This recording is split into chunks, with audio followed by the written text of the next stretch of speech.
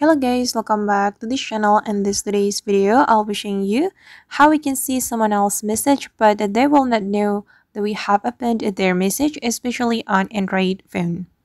Okay, let's get into it. If we want to see someone else's message without them knowing, we can use our notification panel on our Android phone.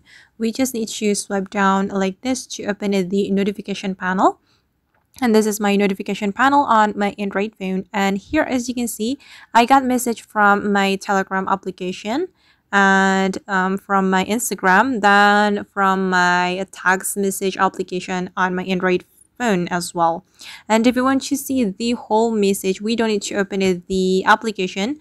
We just need to see the whole message right here. You can click on this little arrow to see the whole message. And this is the whole message from my Instagram direct message. So make sure that you have activated your notification of each application on your Android phone, so you will get the notification on the notification panel. Alright guys, and that's how we can see someone else's message but they will not know that we have opened their message, especially on Android phone.